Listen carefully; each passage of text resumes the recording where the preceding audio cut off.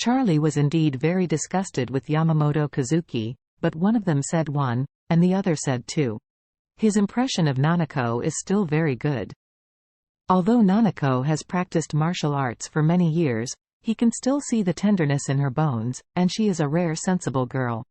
Tianqi heard him and said immediately, "I know, master, don't worry, if she comes back next time, I will do my best to treat guests." "Well, that's enough." Charlie said, "Mr. Shi, I will be home soon, so I won't tell you any more." "Okay, master." After hanging up Tianqi's phone, Charlie drove into the Thompson Villa area. Seeing that he was about to reach his door, Charlie gradually slowed down. At this moment, a figure suddenly flashed out from one side, blocking his car. Charlie stopped the car with a brake, and when he looked up, he found that the person in front of his car turned out to be Nanako. He couldn't help wondering, why is this woman here? Nanako's strength is indeed very good among ordinary people, so it is not surprising that she can get to the first grade of Thompson. However, Charlie was curious, what did this woman do for herself?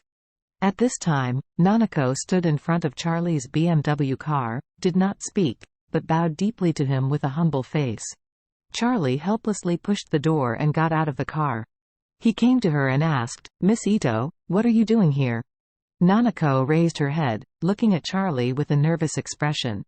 After hesitating for a while, her legs suddenly bent and kneeled in front of him, begging, "Mr. Charlie, I beg you to save my master."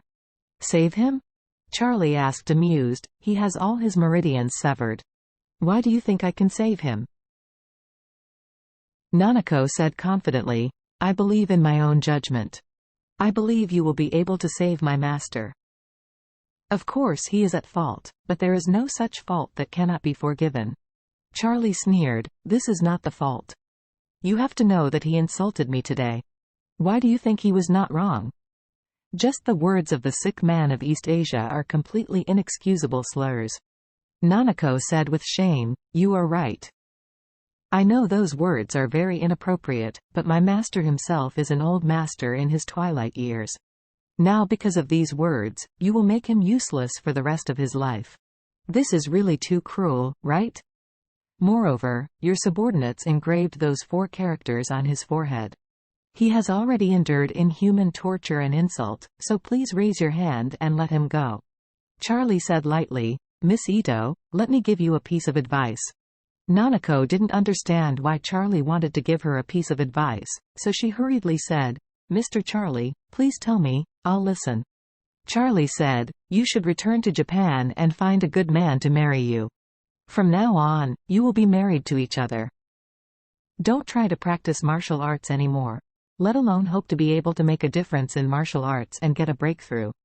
Nanako looked at him and asked unconvincingly, "Mr. Charlie, do you look down on my strength? Although I am not worth mentioning in front of you, I have at least won the championship of 2 world college competitions, better than most people. Is it not much better?" Charlie smiled and said, "Your strength is indeed very good among people of your age, but your mind is not suitable for martial arts." Nanako frowned and said, "I would like to ask Mr. Charlie to make it clear." Charlie said, "First of all, the martial arts must first cultivate the mind, then the body, and then the skill. In other words, the importance of mood is greater than physical fitness and martial arts. Whether you practice fighting, sanda, jeet kune do, karate, Wing Chun, Tai Chi, it doesn't really matter. What matters is your heart." Nanako asked puzzledly, "My heart? What happened to my heart?" Charlie snorted coldly, and condescendingly yelled, "Your heart is full of women's benevolence, full of gambling, no open-mindedness, no calmness, and no wolfishness." "Wolfness?"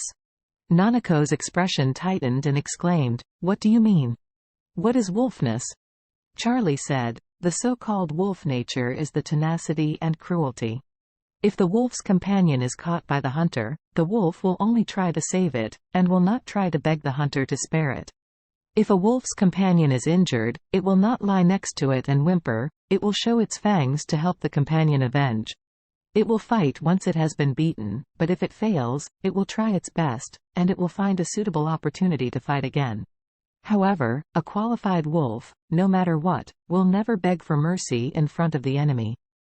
If it is just a husky, no matter how big and powerful it is, it will not be a wolf's opponent. So, you are not a qualified warrior at all.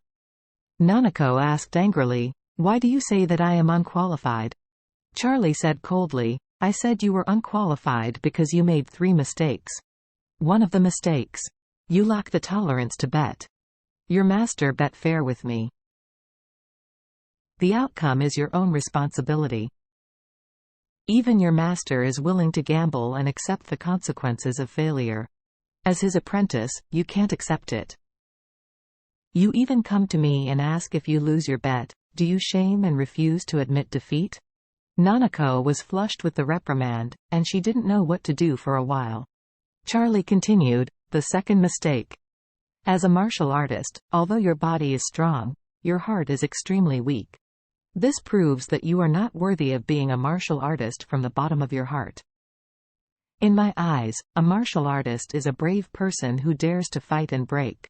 You are not afraid of a dead wolf, and although you have the physique and fangs of a wolf, in your bones, you are a poor teddy dog." When Nanako heard this, tears burst into her eyes. And Charlie continued,